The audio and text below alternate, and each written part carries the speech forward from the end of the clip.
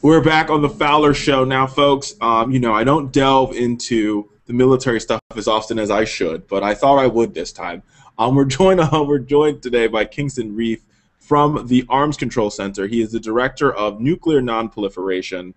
With the president's new budget, there's been a lot of different conversations. A lot of people are angry. A lot of progressives out there are upset. And I think those folks that believe in nonproliferation are very upset because we've seen some cuts that would basically go to nonproliferation. And I think the sad part and the ironic part about this is America is that as we are sort of on we're on the edge of our seats trying to figure out what North Korea is going to do, we should not be cutting nonproliferation efforts either way. I'm not the one to talk about it. Kingston, welcome to the show. Thanks so much for having me, Richard. So tell me, why is this happening right now when everybody's on their hands and like they're just sitting on their hands trying to figure out what North Korea is going to do next? That we would think it's a good idea to, cut funding for nonproliferation programs. Well, it's an interesting question, Richard. 4 years ago in Prague, the capital of the Czech Republic, President Obama outlined a 4-year goal to secure all vulnerable nuclear materials that terrorists could potentially steal and use in a nuclear weapon. He pledged to do that within 4 years. And he stated that nuclear terrorism is one of the most extreme and immediate threats to U.S. national security. And in his first term, President Obama has made some impressive progress in securing vulnerable nuclear materials. With the administration's help, the president has led a global effort to return hundreds of kilograms of material, highly enriched uranium, that terrorists could potentially steal and use in a nuclear weapon, and eliminated almost hundreds of bombs worth of this material.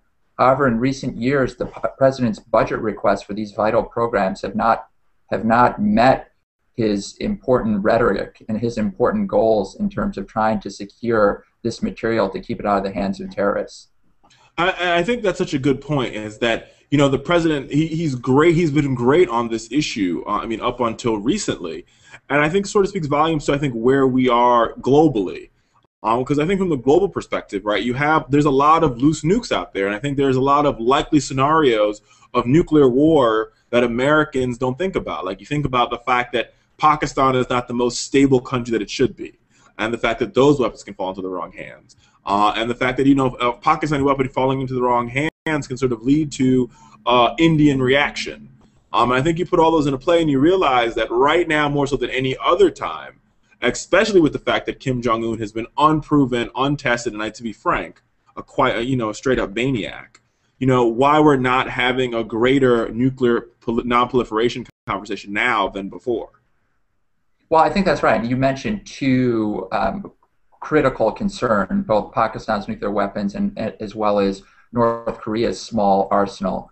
For the most part, however, those weapons, both Pakistan and North Korea, keeps those weapons rather secure. So the big concern isn't necessarily that North Korea's weapons could be stolen or that Pakistan's weapons could be stolen, although that's something we do have to worry about.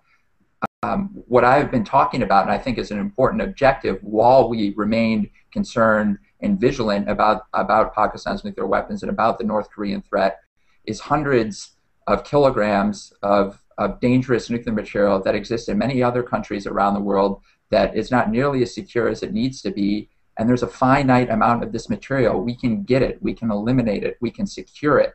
And that has in large part been the focus of the administration's efforts over the past 4 years. However, the budgets for these vital programs to ensure that we secure this material 4, 5, maybe 6 years as opposed to 10 years, just the prioritization on this effort has waned in recent years, and we're very concerned about that.